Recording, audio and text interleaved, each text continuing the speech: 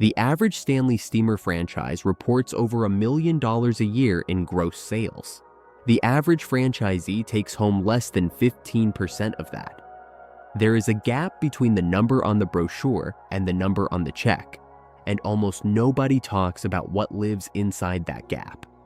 If you think buying into a 75-year-old brand with a fleet of yellow vans and a nationally recognized jingle is a straightforward path to business ownership, wait until you see what the franchise disclosure document actually says.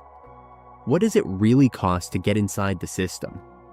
And what determines whether you end up on the side that clears $6 million or the side that clears six figures and wishes they hadn't left their day job? You've seen the yellow van, you've heard the jingle, and at some point, you've probably called 1-800-STEAMER or at least known someone who did. Stanley Steemer is one of those American brands that exists in the background of daily life. The kind of company you don't think about until you need it, and then you call without even shopping around. That level of brand recognition is worth something. The question is exactly how much and who it's worth it for. The company started in 1947 with $2,300 and one man named Jack Bates running a carpet cleaning operation out of his home in Columbus, Ohio. His son Wesley joined in the early 1970s, built a truck-mounted steam cleaning machine from scratch, and turned a local service business into a national system. Stanley Steemer began franchising in 1972, and by 1984 already had 215 franchise locations across 38 states. Today, it operates more than 280 franchised and company-owned locations in 49 states, remains privately held by the Bates family, and still manufactures its own cleaning equipment in Dublin, Ohio. 3 generations of the same family, still running the same company. That doesn't happen by accident. The carpet and upholstery cleaning industry in the United States generates approximately $6.8 billion in annual revenue across more than 34,000 operating businesses. The market has grown at a compound annual rate of 3.6% over the past 5 years and is projected to keep climbing. No single company controls more than a mid-single-digit share of total industry revenue, which means the market is fragmented, local reputation matters, and there's genuine room to build something real. Stanley Steemer holds the largest individual market share in the segment, which is a meaningful position in a fragmented industry. The reason people look at a Stanley Steemer franchise is simple. It's a home services business in a recession-resistant category, with a brand that does the marketing for you. Carpets don't stop getting dirty.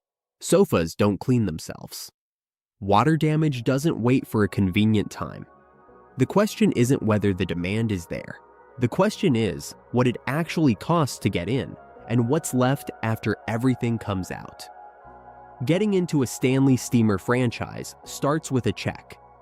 The initial investment ranges from $147,000 to $427,000 according to the 2024 Franchise Disclosure Document, with the 2025 Franchise Disclosure Document showing a range of $110,000 to $345,000 depending on territory size and operational scope.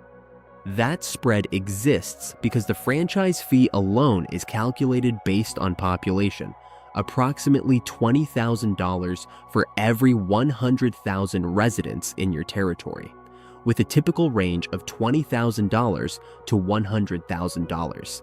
A small market in rural Ohio and a suburban territory outside Atlanta are very different financial propositions before you've bought a single van. Once you're operating, the royalty structure takes a fixed percentage off the top. Stanley Steemer charges 7% of gross sales from core cleaning services, plus a 2% national marketing fee. 9 points off every dollar before you've paid a single employee, fueled a single van, or replaced a single piece of equipment. The 2025 Franchise Disclosure Document references a tiered royalty structure that starts at 12%, and declines as monthly revenue scales upward, rewarding higher volume operators with a lower effective rate. Either way, the fee is calculated on gross revenue, not on profit. That's a critical distinction. You pay the royalty whether you had a good month or a difficult one. Now the number everyone wants. The franchise disclosure document's financial performance section reports that Stanley Steemer franchisees who were in operation for all of 2024 had average annual gross sales of approximately $1,260,000 nationwide. The median was lower, $951,000. Franchisees operating in Pacific Coast territories averaged $1,790,000. The highest individual performer in the disclosed 2024 data reported gross sales of $6,674,000. The lowest reported $106,000. That range, from six-figure failure to multi-million-dollar operation, exists within the same brand, the same system, the same training, the same yellow van. The brand doesn't guarantee the outcome. The territory does. The operator does. Here's where the math gets uncomfortable. Gross sales and actual earnings are not the same number. After the 9% in fees to the franchisor after labor, which in a service business with trained technicians runs between 30 and 40% of revenue. After vehicle costs, fuel, insurance, equipment maintenance, facility lease, and local marketing, the estimated net earnings land between $150,000 and $188,000 per year on average gross sales of around $1.2 million. That's a net margin of roughly 12 to 15% on a business that required up to $427,000 to start. The math isn't bad, but it's not what the headline revenue number suggests. The comparison that matters, that same $427,000 invested in a broad market index fund in January 2020 would be worth approximately $750,000 to $800,000. By early 2025, with no employees, no vans, and no 7 a.m. calls about water damage, the franchise offers something the index fund doesn't: an operating income, a business you control, and the potential for a territory that outperforms. But the trade-off is real, and anyone who skips that comparison is selling something. What actually determines which side of that wide variance you land on comes down to three variables the franchise disclosure document doesn't control. First, territory. The Pacific Coast franchisees averaged $1.79 million in gross sales. In 2024, the Great Plains franchisees averaged significantly less. The brand is identical, the market is not. Second, operator intensity. Stanley Steemer is not a passive investment. It's a hands-on service business that requires managing technicians, scheduling, customer complaints, and van maintenance. Absentee ownership is not the model. Third, multi-unit scale.